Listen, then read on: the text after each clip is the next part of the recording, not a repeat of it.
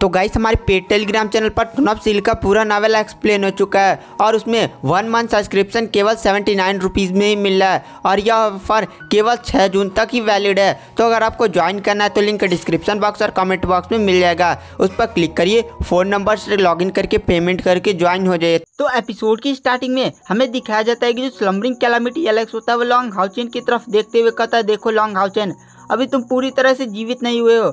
अगर तुम्हें जीवित होना है तो तुम्हें मेरी एक शर्त को मानना होगा, तुम्हें मेरी नेक्रोमेंसी की पावर को ग्रहण करना होगा और तुम मेरे शिष्य बनोगे और तुम एक नेक्रोमेंसर देवता भी बनोगे।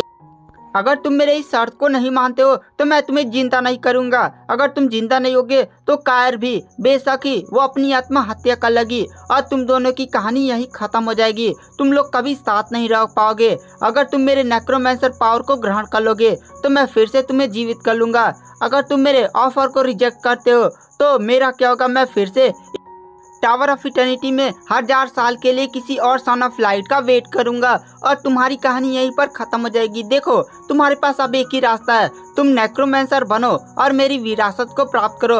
लॉन्ग हाउचेन बहुत ही ज्यादा गहन चिंता में होता है और वहां पर कायर को विश्वास नहीं था कि नेक्रोमेंसर एलेक्स लॉन्ग हाउचेन के साथ ऐसा खेल खेलेगा और वहां पर कायर डिसाइड करती है कि लॉन्ग हाउचेन जिस रास्ते पर जाएगा वह उसके साथ जाएगा। अगर लॉन्ग हाउचेन नेक्रोमेंसर नहीं बनता है तो लॉन्ग हाउचेन डेफिनेटली ही मर जाएगा। लॉन्ग हाउचेन मर गया तो कायर भी लॉन्ग हाउचेन का पीछा करते करते अपने आत्महत्या कर लेगी और वहां पर कायर को ये विश्वास था कि लॉन्ग हाउचेन एक नाइट है। क्या लॉन्ग हाउचेन नाइट को छोड़कर एक नेक्रोमेंसर बनना पसंद करेगा, वो भी अंधेरे का पुजारी? कायर यही सब सोच रही। तभी वहां पर लॉन्ग हाउचेन की आंखें चमकती है और वह सीधे एलेक्स की तरफ देखता है। Slumbering calamity Alex long Haochen को देखकर कहता है, क्या तुमने अपना फैसला कर लिया है? तो वहां पर लॉन्ग हाउचेन कहता है, ठीक है, मैं तुम्हारी विरासत को लेने के लिए तैयार हूँ। और यह बात सुनकर कायर और नेक्रोमेंसर एलेक्स दोनों भी काफी ज्यादा शौक थे और वहां पर नेक्रोमेंसर एलेक्स लॉन्ग हाउचेन से कहता है, क्या तुम सच में तैयार हो? तुम एक सन ऑफ लाइट हो, तुम एक नाइट हो, तुम्हें प्रकाश की देवी ने चुना है इस संसार में प्रकाश लाने के लिए। क्या तुम सच में यह करने के लिए तैयार हो? तो वहाँ पर लॉन्ग हाउचेन कहता है, मैं कायर के लिए मरने के लिए भी तैयार हूँ और जीने के लिए भी तैयार। मैं कायर के लिए अपना सब कुछ त्याग कर सकता हूँ, अपने सिद्धांतों को भी। और यह बात सुनकर एलेक्स को तुरंत एक झटका लगता है और वहाँ पर एलेक्स की बॉडी से अचानक बहुत ही ज़्यादा भयानक ऑरा निकलने लगता है और यह ऑरा सीधे लॉन्ग हाउचेन और वहाँ पर पूरे रूम में फैलने लगता है। लॉन्ग हाउचेन तुरंत divine stele of sun and moon की सील को समन करके कायर और अपने आप को बचाता है। वहाँ पर एलेक्स की बॉडी से यह ऑरा निकल ही जा रहा था और वहाँ पर लॉन्ग हाउचेन शॉक में एलेक्स की तरफ देखता है और कहता है, आखिर इन्हें क्या हो गया? मैं तो इसकी विरासत लेने के लिए तैयार था। और वहाँ पर एलेक्स की बॉडी से ऑरा बहुत ही ज्यादा भयानक होता जा रहा था।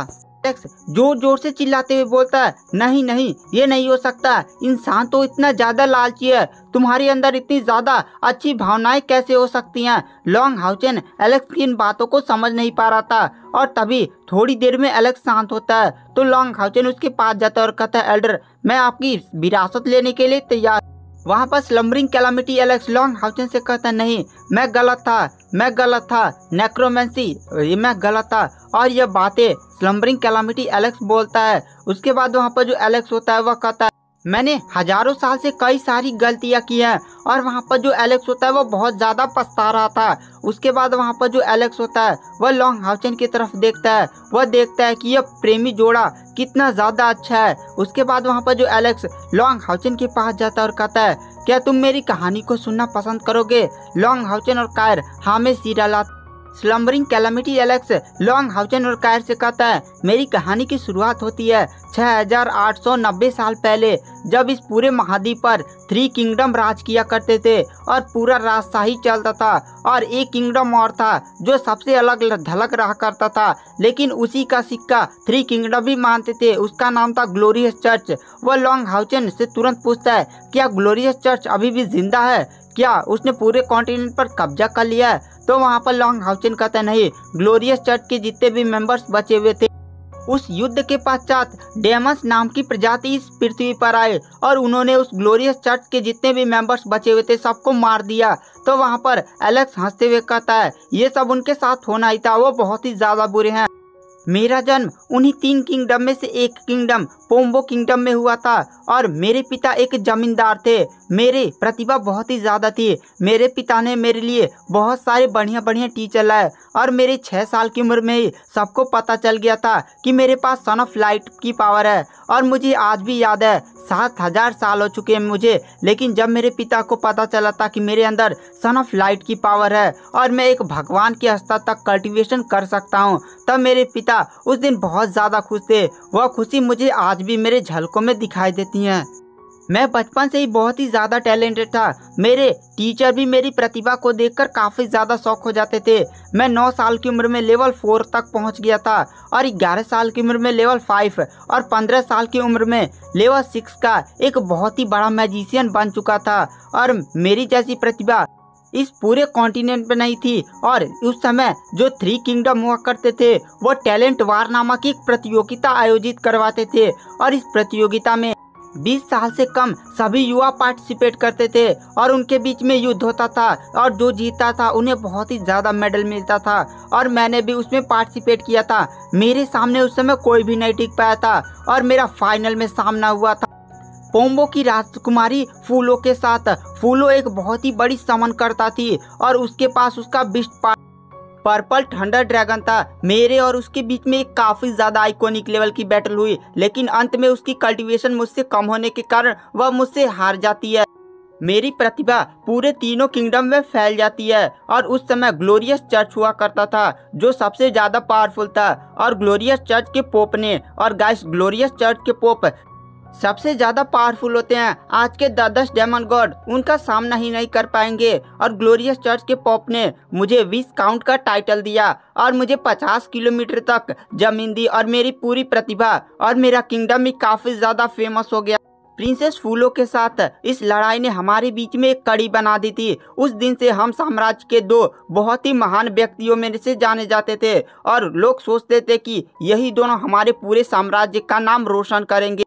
पोम्बो किंगडम के किंग ने मुझे शाही एकेडमी में एडमिशन दिया और जहां पर राजकुमारी फूलो भी पढ़ती थी वो मेरे ही साथ पढ़ती थी और मैं भी उसके साथ जादू सीखने जाता था। हम दोनों काफ़ी ज़्यादा समय एक साथ बिताते थे जिसके कारण हमारी भावनाएं बढ़ने लगी और हम कहीं ना कहीं एक दूसरे से प्यार करने लगे। और हमने प्रेम की शपथ भी खाए कि हम एक दूसरे का साथ कभी नहीं छोड़ेंगे। और मेरी प्रतिभा धीरे धीरे बढ़ने लगी। मैं 18 साल की उम्र में लेवल 8 के स्टेज 5 तक पहुंच गया, लेकिन राजकुमारी फूलो उस समय लेवल 7 पर थी। मेरी प्रतिभा बढ़ने के कारण मूलतः सन ऑफ लाइट की पावर, जिसके कारण मेरी प्रतिभा बहुत ही तेज बढ़ने लगी, लेकिन फूलो की कल्टीवेशन नहीं बढ़ी थी, जिसके कारण फूलो कहीं ना कहीं मुझसे गुस्सा थी। और कुछ समय बाद मेरी प्रतिभा पूरे कॉन्टिनेंट में बहुत ही ज़्यादा फैल गई थी और मैंने कुछ समय बाद जाकर पोम्बो किंगडम के किंग से प्रिंसेस फूलो का हाथ मांगा। तो पोम्बो किंगडम के किंग ने कहा था कि जब तुम लेवल 9 पर पहुंच जाओगे तो मैं तुम्हारी और राजकुमारी की शादी करवा दूंगा। और मैं यह बात सुनकर काफ़ी ज़्यादा खुश था।